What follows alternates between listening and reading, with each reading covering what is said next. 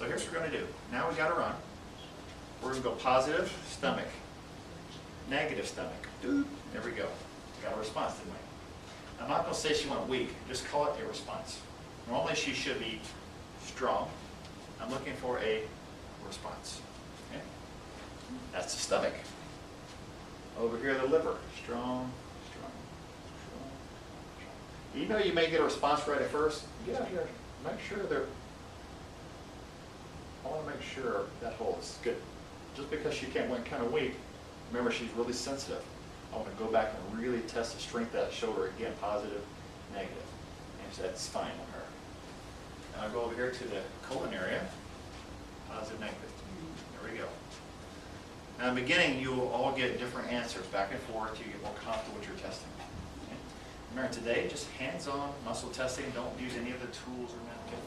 The reason I like lone lever so much is it's fast. When you're ready to go through a lot of stuff with somebody, this arm will take you right through a person's reflexes quickly. Okay? So we know that she has 1, and she has what? 2. So stomach and colon, right? Everybody with me? Now, what I want you to do is know that you tested for the liver, you tested for the stomach, and you tested for the colon. 3 major organ areas that I find every day on everybody. At any time, those can be unhappy with you.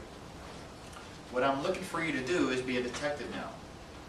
Back to Dr. Versenal's work, CRA, you're trying to be specific in what you're finding. Now that I know these 2 are showing up, I want to know which one is the primary. So keep this in mind. This is one thing all during the course you'll hear me ask, what is the primary? Primary, what is the main reflex that controls all the others?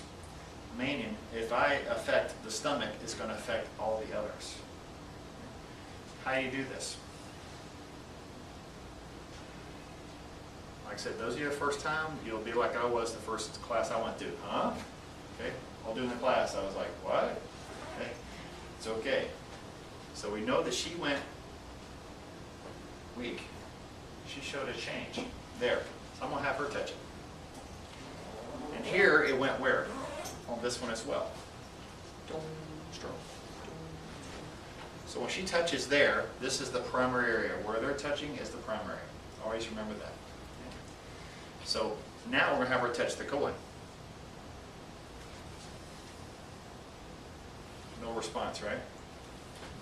But when she touches, remember wherever she's touching, the patient's touch or the client is the primary area. That makes the change. So out of these 3 reflexes, her body is telling you this. I mean, I asked her anything. We don't need her. Let's put a bag over her. We don't need to look at her. Knuckles up to the stomach, affects all the others. So if we make a change here, it's going to make a change here.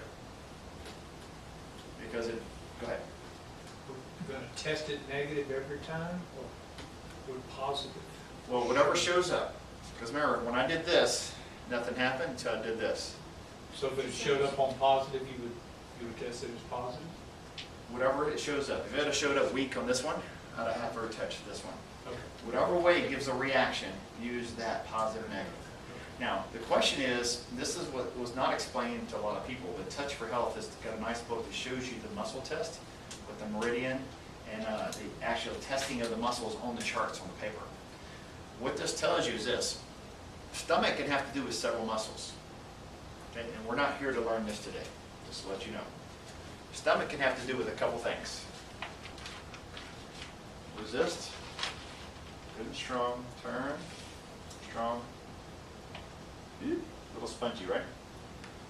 So if she gives me that spot that showed up, hold this down, strong, solid. So what does the stomach have to do with?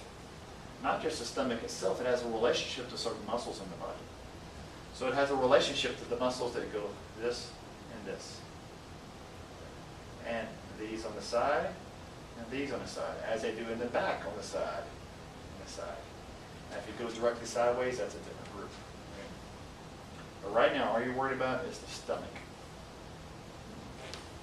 So, what if it's positive, like you said? Well, that simply can mean what? Just another set of muscles is all it means. This is what I found. I've not been taught this way, but what I discovered is as I started doing it like martial arts, I started combining systems, I started seeing the relationships, the pros and cons of each system.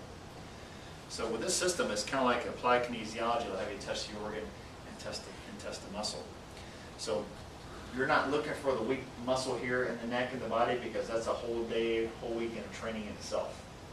But know that any organ or gland that you touch has a muscle group that it relates to. Now, ladies, what do we find on you guys all the time? Just like she's going to hold out 2 pistols here. Strong here. That's almost all the time. Have I not done that to almost all you guys in here, this one? Like the seal clapping? Okay. If she touches the negative side of her thyroid, hold this up, strong, solid. She takes this off. I'm using this just for support. It's going to have no power to it. Okay? So we know her thyroid's a little underworking also. Ladies, that's something to always monitor for you. Okay. So, but right now we're looking at what? The big ones. Ones that I always find in people all the time. So remember, positive and negative simply means to me, which I'm teaching to you guys, different muscle groups are involved. Because if you want to look for the colon has to do with the muscles to the side, tensor fasciolatus. It has to do with the quadratuses that do this. And it has to do with the hamstrings. So when you find a positive or negative here, it could respond to several different muscle groups. See how much information it is to take in today? I really fry your brain like an egg. Okay. So I know it did mine growing up in the muscle testing world. But all I want you to do is find the positive and negative, find the ones that elicit a response. That elicited a response, that didn't, that did. And between the two, she touches one, no change. Strong. See what's happening? Now some people call this 2-pointing. Okay. That's 1, that's 2. Don't get confused with that. Just look for, you're looking for a change. Whatever the body is doing, that arm is strong. That made a change. She touches it. Okay, we know it's doing that, but when I touch here, it made a change again.